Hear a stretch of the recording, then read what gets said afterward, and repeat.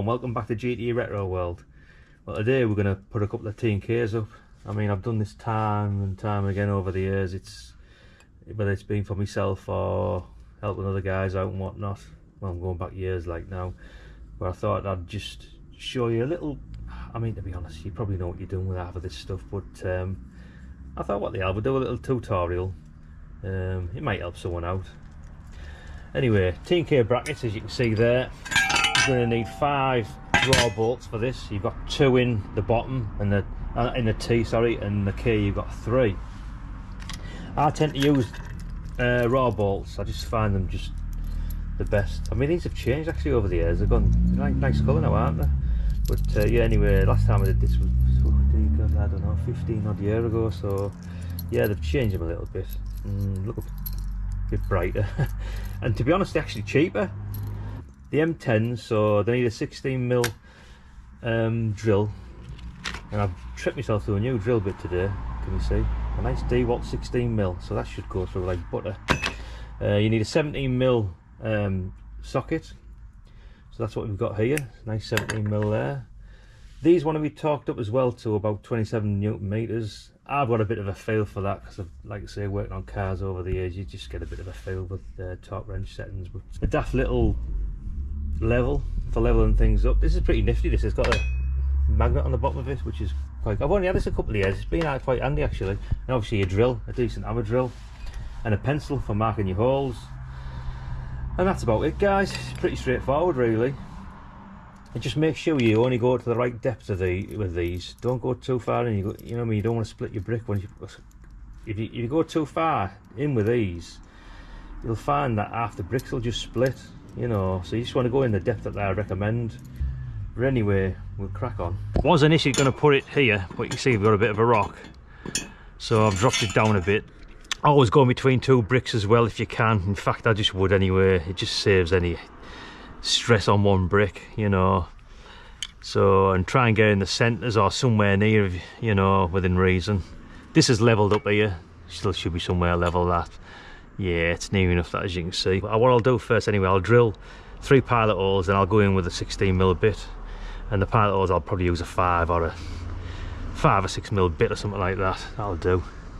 And like I say, once this is actually on the wall, before I put the second T down below me, I'll put the pole against it and level it up properly there, you know, just make sure it's bang on. So I'll just put the pole against here, stick a clamp round it and level up down the bottom. It just makes life, well, just makes it easy and a lot neater as well. You know, it's going to be completely level. So what I'll do now, I'll drill these 3 pilot holes. All being well, you can see this in the frame. Like I say, it's not rocket science, but if it helps someone out, it helps someone out. Just make sure you're going between 2 bricks. It just makes sense. So we'll get the drill. Right, hammer time. So what we're going to do, we're going to go in about 60-65mm with this little pilot drill. It's a little 5mm, so it should be ideal. And we'll get bang on dead centre there, somewhere near. You get a bit of movement with these, it's not so bad, but just take your time.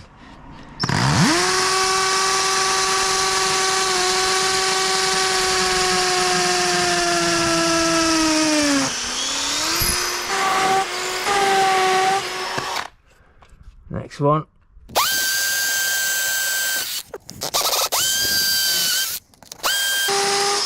Like I say, guys, it does help to use a decent bit as well. These are quite deep, you know, the DeWalt, they're alright, middle of the range stuff. Right, let's get in with the 16mm.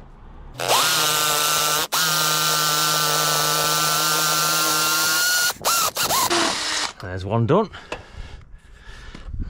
Number 2.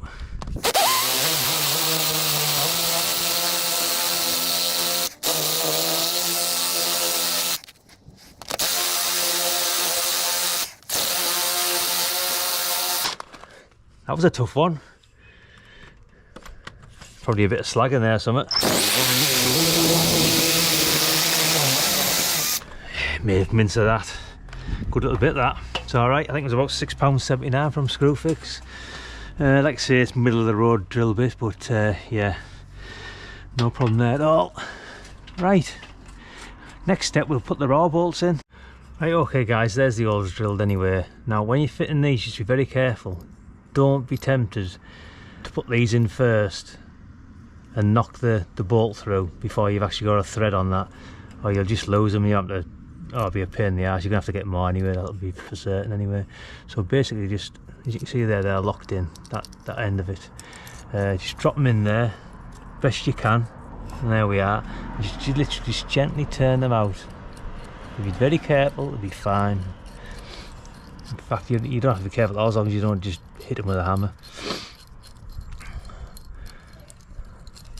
Just gently drop that in there, not too fast straight away. You don't have to go crazy. I don't normally anyway, just so in case you have any problems. That's it. Just pull them bolts out.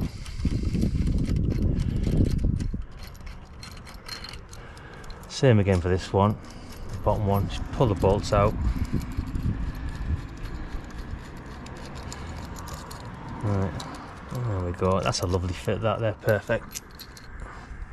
Absolutely bob lob on them. Yeah, they're near enough anyway, so I'll stick them in my pocket, and I want to nip down and grab the teeth. I should say the K. Right, okay, K in the hand. K in the hand there, right. So what we do next, we're going to get a bolt with a washer on it. I mean, I suppose that you dare say you could put another washer on there, but it's not really needed. Just gently just feed her in there, you'll feel it. Just be gentle. Don't press too hard because you don't want it coming out of its enclosure.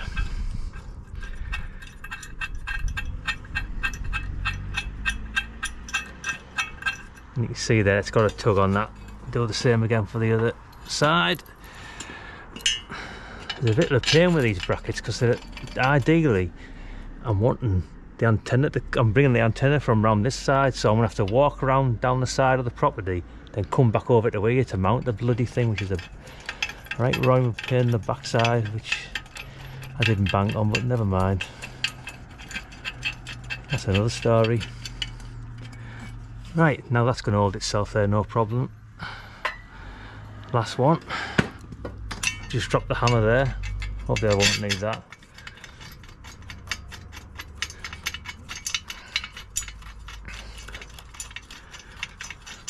And there we go, guys. That is somewhere near.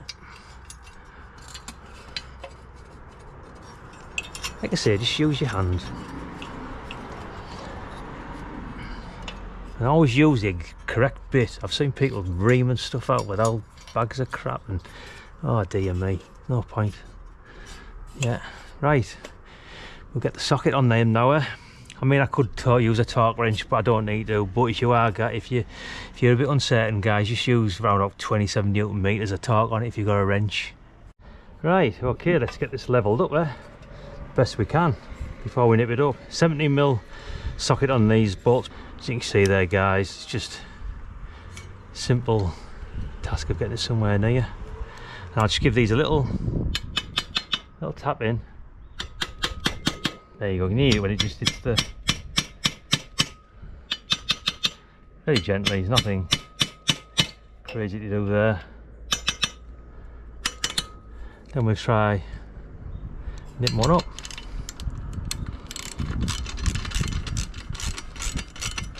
I go around them all like in the sort of my own type of sequence. I suppose it doesn't really make much difference, but like I say, about 27 Newton meters. Oh, you get a feel. I mean, to be honest, you could swing off that now. There's no way that's going anywhere. No chance.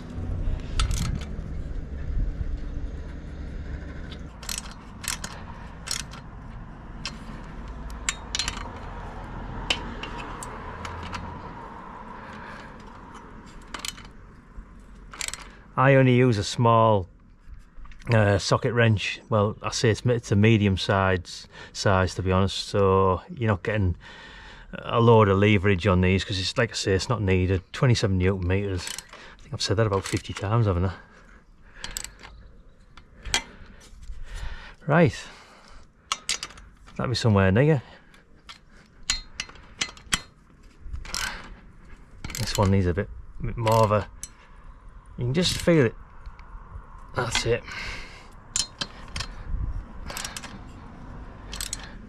and that's it. That's no problem at all there, guys. That's the K fitted, straightforward, and it's level, and it'll last a lifetime. Like I said, just make sure we go in between 2 bricks, and it'll just make it a bit more substantial. Right, these U-clamps, God, these are aged, years old, never been used again, but I've got about, I don't know, half a dozen of these or something like that, so they're nice to have. So we'll use these, but I want to put a bit of 3-in-1 oil on these. 3-in-1 oil there, this is a bit old school as well there. I'm just gonna run a bit on there, just to make life a bit easier. That's it. And we'll lob a couple of washers on the back of there as well later on. But for now, I'm going to throw the scaffold pole up there. We'll get that there. Shove you in there. I won't bother with any washers on just yet because this is coming down to lob an antenna on it.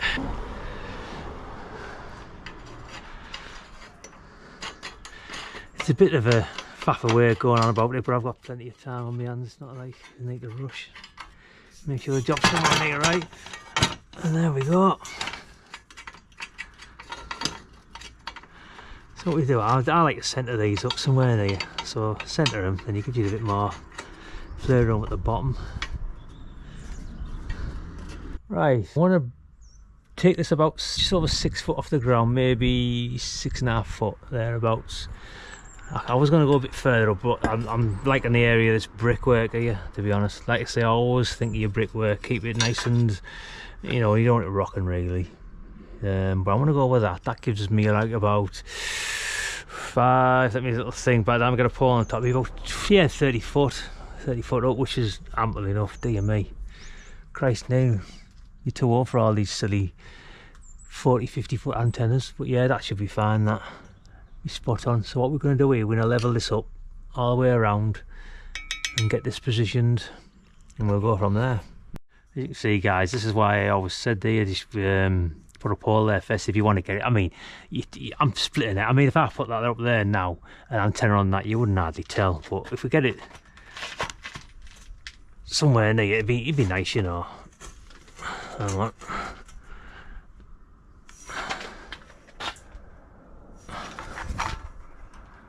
Like there. We get this T-bracket, we level up against there, as you can see there, which is bang on there, look, spot on that. Almost centering the brick, a bit lower down that if you can, you know, like here, you know, where the strong area of the brick is, because we've only got 2 here. I mean, sometimes it's nice to use 2 Ks, but it's not needed. Like I say, it's a bit overkill really.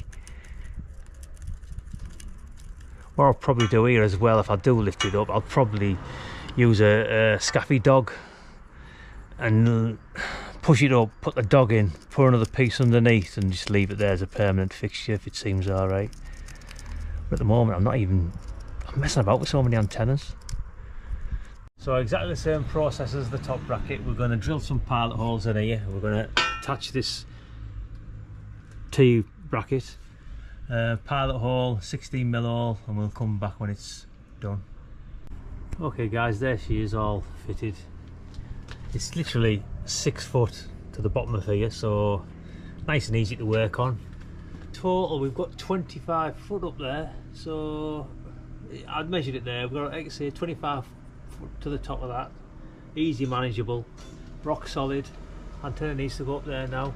I could probably get away with another 10 foot pole in there, so if we say 32ish foot or 30 foot thereabouts, with another sleeve in the top, and the antenna on top of there, that should be great. That can drop that down to around about, I say, maybe 25ish thereabouts, 26 foot, you know, within reason.